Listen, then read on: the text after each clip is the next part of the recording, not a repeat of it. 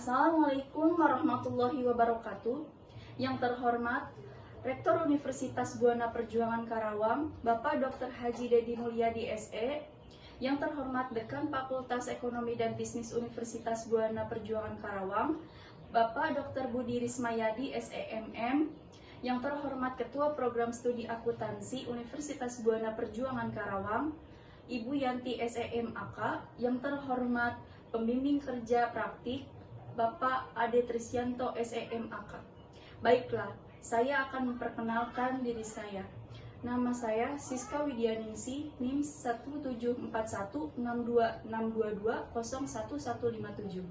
Baiklah, saya akan mempresentasikan hasil kerja praktik yang saya laporkan dengan judul Pengelolaan Aset Tetap pada Klinik Anissa Kutagandok.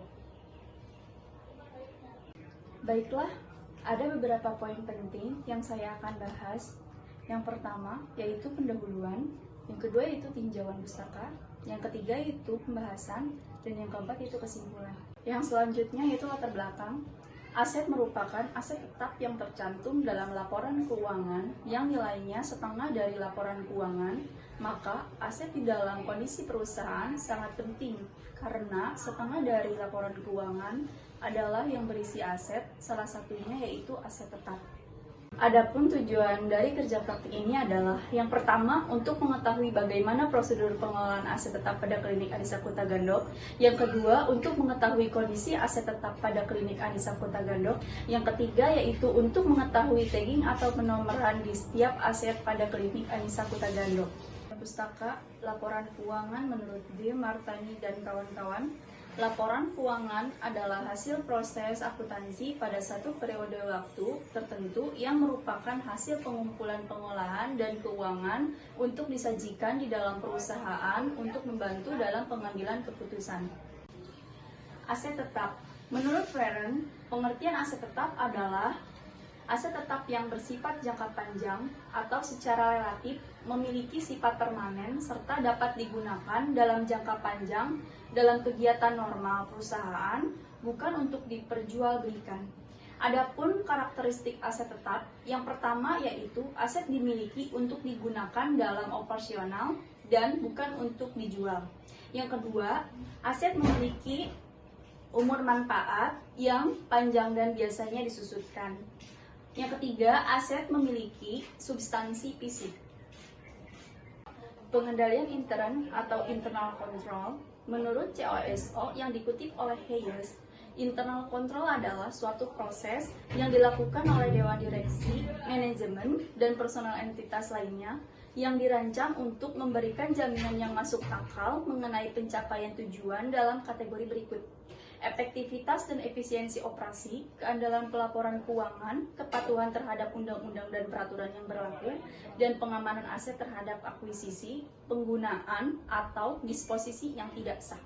Adapun tujuan internal control yang itu yang pertama, menjaga aset atau harta kekayaan organisasi, yang kedua memeriksa dan mengidentifikasi keunggulan data akuntansi, yang ketiga mendorong efisiensi dalam operasional organisasi, yang keempat mendorong keputusan para staf terhadap kebijakan yang telah ditetapkan dalam organisasi.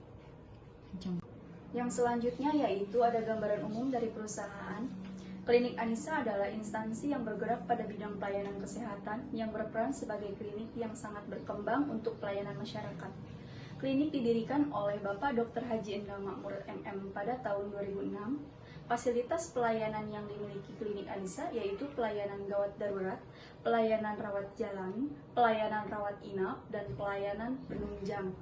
Adapun pegawai yang dimiliki klinik Anissa yaitu terdapat 22 pegawai yang bekerja pada klinik Anissa dengan rincian 3 dokter umum, 1 dokter gigi, 1 bidan, 4 perawat, dan 4 apoteker, 4 tata usaha, 2 cleaning service, dan 3 security.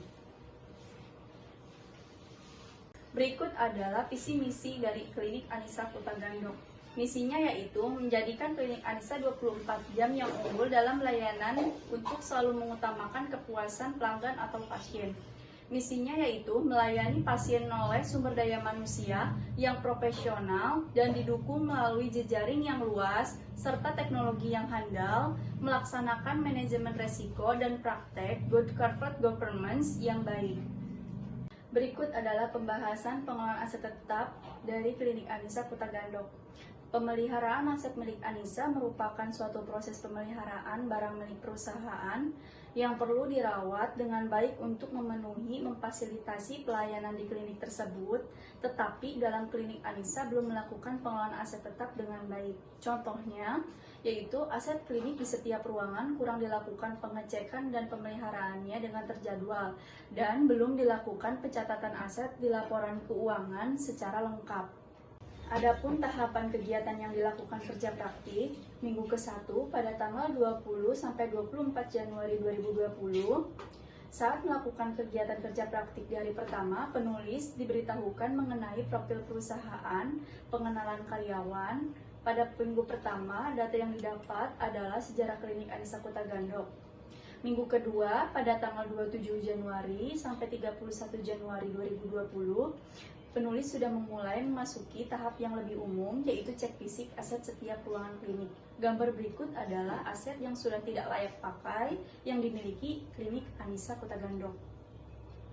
Minggu ketiga, pada tanggal 3 sampai 7 Februari 2020, membantu bagian administrasi dan mengecek kembali aset di setiap ruangan klinik.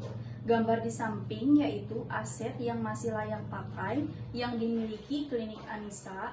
Minggu keempat, pada tanggal 10 sampai 14 Februari 2020, untuk minggu terakhir kerja praktik, penulis melakukan cek kembali data ruangan dan memperoleh data keseluruhan aset yang sudah dibuat pegawai klinik Anissa. Adapun prosedur yang dimiliki klinik Anissa Kuta Gandok yaitu: yang pertama, petugas mempersiapkan checklist pemantauan pemeliharaan sarana atau gedung yang telah tersedia. Yang kedua, petugas memenuhi pemantauan sarana atau gedung sesuai dengan daftar kegiatan yang ada di checklist. Yang ketiga, petugas memantau sarana atau gedung klinik apakah dalam kondisi baik atau tidak di setiap ruangan yang ada di klinik. Yang keempat, petugas mendokumentasikan hasil pemantauan pemeliharaan sarana atau gedung klinik. Yang kelima, petugas melaporkan hasil pemantauan pemeliharaan sarana atau gedung kepada Kepala Pimpinan Klinik Anissa Kuta Gandok. Adapun permasalahan yang dimiliki klinik Anissa Kuta Gandok yaitu: pertama, klinik Anissa belum melakukan pencatatan aset di dalam laporan keuangan, terutama saat melakukan pembelian aset dan alat-alat medis sehingga melemahkan pengelolaan aset di laporan keuangan klinik. Yang kedua, di setiap aset yang dimiliki klinik tidak dilakukan penomoran atau tagging sehingga sulit untuk mengetahui kapan aset tersebut diperoleh dan umur atau masa manfaat aset di klinik tersebut kurang diketahui. Solusi dari permasalahan yang dimiliki klinik Anissa Kuta Gandok yang pertama yaitu perlu diadakan bagian pencatatan laporan keuangan atas aset yang tersedia, di mana bagian ini tugasnya untuk mencatat setiap pembelian aset yang sudah diperoleh. Yang kedua, sebaiknya klinik melakukan penomoran atau tagging pada setiap aset yang sudah diperoleh agar mengetahui tahun perolehannya serta memudahkan dalam pencatatan aset di laporan keuangan. Yang terakhir yaitu adalah kesimpulan. Setelah melakukan kerja praktik dalam pengelolaan mengenai aset tetap pada klinik Anissa, yang mana merupakan perusahaan yang berjarak di bidang kesehatan, pembahasan atas perumusan masalah mengenai pengelolaan aset tetap klinik Anissa Kuta Gandok, masih terdapat beberapa hal yang belum dilaksanakan sesuai dengan standar akuntansi, yaitu belum sepenuhnya melaksanakan prosedur yang telah dibuat, belum adanya tindakan khusus terhadap pemeliharaan aset tetap. Masalah yang sering timbul ialah kurang kelengkapan dokumen dan catatan yang diperlukan dalam mencatat perolehan aset tetap pada pelaporan keuangan.